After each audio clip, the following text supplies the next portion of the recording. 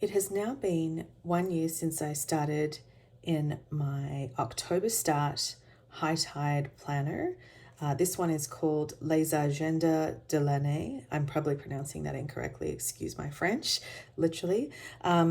This is a Japanese planner, but it is, as I understand it, designed in a way that evokes a European or American nostalgia, and I think they've really captured that well in this.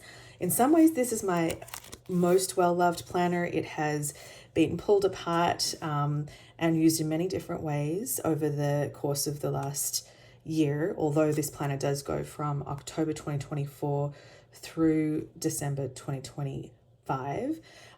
However, in other ways, it is not my most loved planner, and in fact pushed me down the rabbit hole of sterling ink.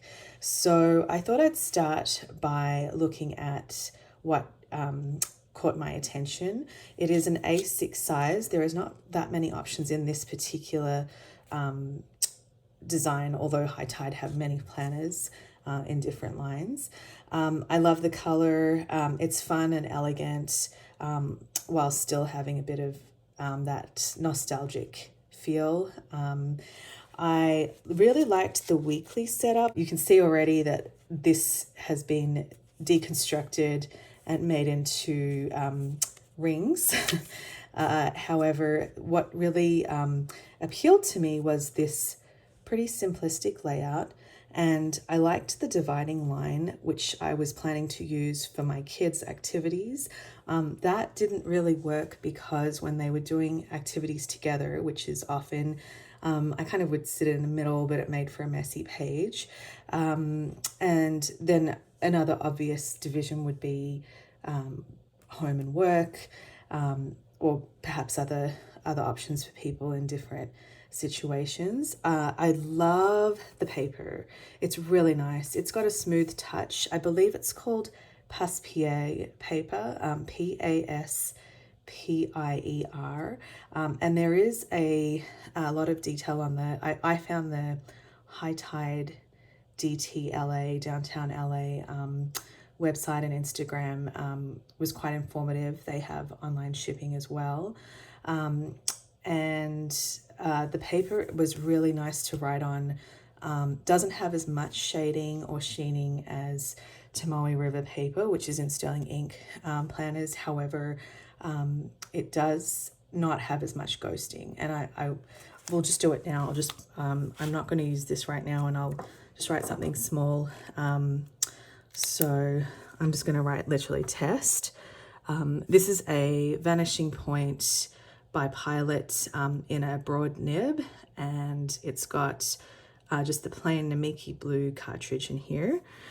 So if you write test, you can see, and this other pen here, this is a Uni-ball One P with a 0.5 nib. This is a rollerball,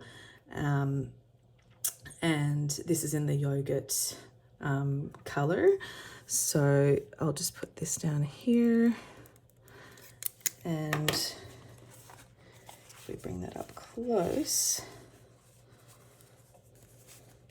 you can see perhaps that there is some distinction in the, the line's not feathering with that broad nib.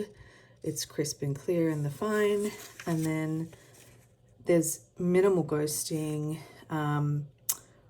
There's no bleed through. It's much less than Tomoe River, and perhaps I'll just show you that too. I have the sterling ink that I went into straight from here was the passport size. This is a vertical compact common planner for the same year.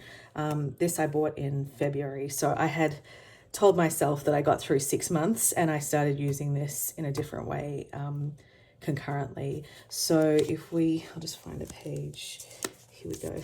So here's a blank page. You can see immediately that this is let me get the pink out of the way. It's a cream paper in the Hightide, and then this is more of a white paper in the sterling ink. And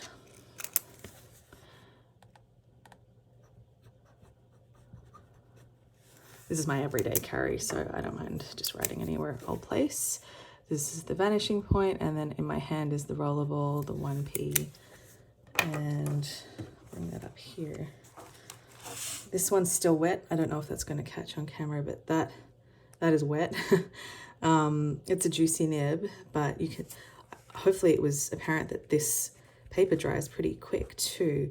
I'm not sure if it will show that quickly. I think you can see that the shading's, you know, subtly more pronounced in this particular color. Obviously, if I did a lot of different pans and inks, that would vary. However, and I did not get a bad batch of paper. Hopefully I'm not jinxing myself here, but again, it's my everyday carry. It doesn't bother me too much. But I don't think that there'll be, yeah, there's no bleed through here. But the ghosting, I think if we compare that, I think you can see that the ghosting is much more significant. So I'd prefer writing on the back of this than the back of the Tomoe River. And I believe that was part of my thinking when that was something that came up often in the reviews. So those are some of the pros. And I will mention, this is having used the sterling ink inserts in my personal ring size, which is using the Cosmo paper. Cosmo takes a long time to dry, but has far less ghosting or bleed through and is a thicker paper. And then the Tomoe River has more of the ink properties with the shading, but has more ghosting. This one dries really quick, so it's actually really nice.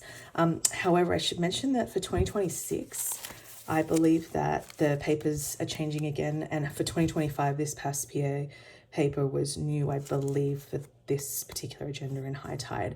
I think before that, it was a different line of papers. So it's an evolving thing, and that's nice for a company to do that.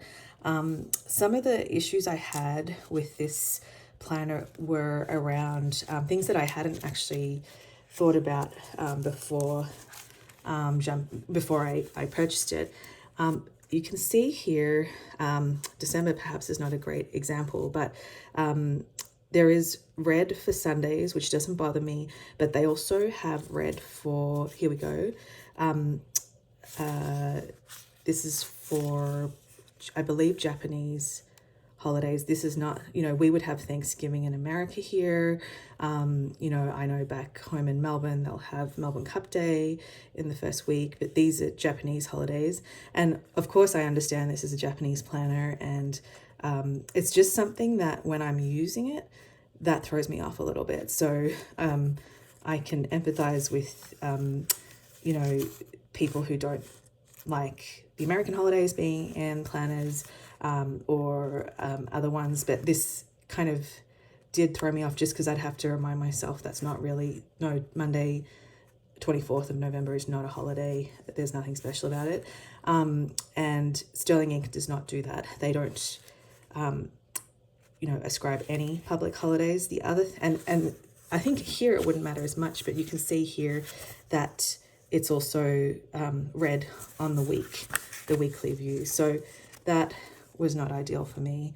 And here again, the 9th. And I just, maybe I'm too particular, but I think when we're looking at planners where we're buying them on a special order kind of situation, I think we are allowed to be picky. So, you know, I was able to find that in Sterling Ink. They don't have these distractions. And the same way I wasn't expecting to have dual language here. So it's really small. I don't think my camera is quite picking it up, but,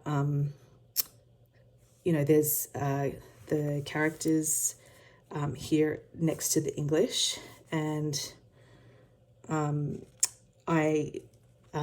again, it's small, so I go to look at it and then I have to remind myself that that's not something, and you could obviously cover that up, but it was just something that I got kind of, I find nice in the Sterling Ink that I don't have to, it's not busy, it's really, really clean. And I'll just pull over I'll find a weekly here. This is a little different because it's a vertical, but you can see that there's nothing. If we go to the week of Thanksgiving, for example, or those, you know, we're kind of going through those same weeks here. 3rd of November, 9th of November, nothing's there. It's up to you. You can put them in. So I really like that. It's clean. There's no distractions.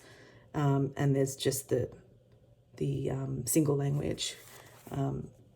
So they were kind of some of the issues that I had with the use of it. And then the notes pages was a big deal. So there's only a small number of notes pages. So 8 pages of notes paper and not numbered. So I know this is all apart, but over here with the sterling ink, it's so nice to have these numbered and plentiful, even in the compact. I have the compact planner, and this one has, you know, more than you'll ever need. It's 119, I believe. So it's really, really nice to have that amount going around. The monthly view, you can see, is very similar with nice margins to be able to use, which I really appreciate. I didn't actually like having the 3 lines there because I use more than 3 spaces for sure at the start of each week, most of the time. And there's also the moon phases, which is just another thing that I don't personally put stock in. So it's just an extra thing that I didn't need there. So as you can see, October, the planner does start in October 2024, and then those monthlies go through to January 2026. And then the weeklies start right after that. You got the last week of September going into the start of October. And then that continues all the way through to last week of December. So what I did with this planner, so it was really the start of March that I stopped using this and pulling out the pages. And I know that's not really that nice, but I started using single sides for our fridge. And so you can see one side's not written on and one side is. And because I was ripping out these pages, I would have this one blank. Another 6 months later is when I'm just going to pull out a clean page so it's easier to look at. That's when I put this into rings. I was still pulling these out, but I was punching them like that. And this is after Catherine mentioned, the Sterling Ink owner mentioned that she would be launching personal rings inserts for the first time. So I thought I'll try them out again. And I slit the sides so that I can put them into my planner. This is obviously not personal rings, it's A6. But the paper is so nice. I still enjoy, a lot about this planner. So they were all ready to go, and I guess if I want to redate them or come back to them, that's the test. Then they're here for me. But I really liked using them this way, and I did that until I couldn't resist going back to the Sterling Ink inserts. They have been described as a little creamy, but this is cream, and I don't believe this is cream to my eyes. I do understand that it looks a little creamier than the Tomoe River. And I'm just getting a notes page here in my notebook if I can find a blank page. Let's see. Sorry, here we go.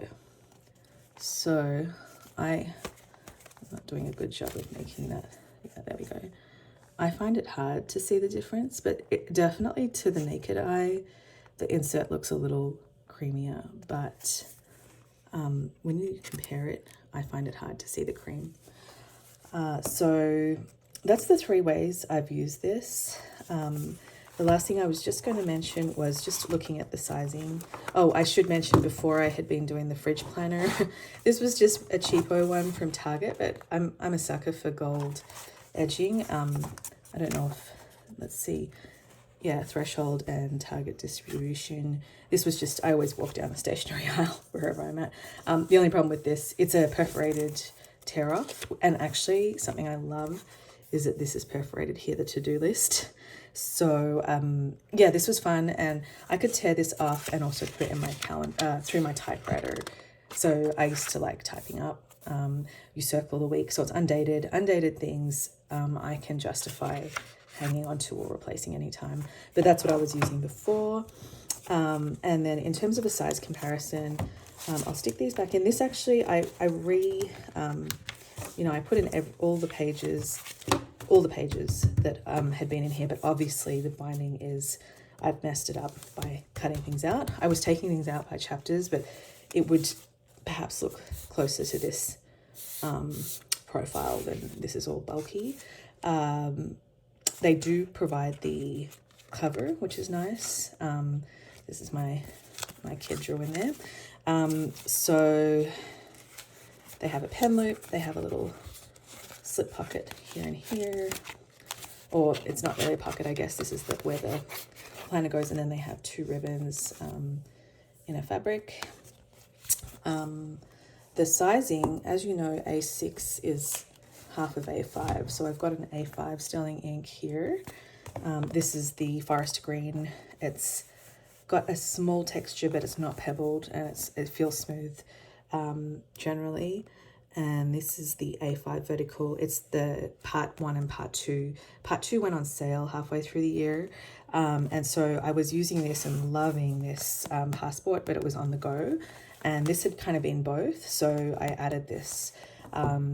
So let's see, so half of A5, so this is A6, A5, so you can imagine the 2 of them, that's half of it.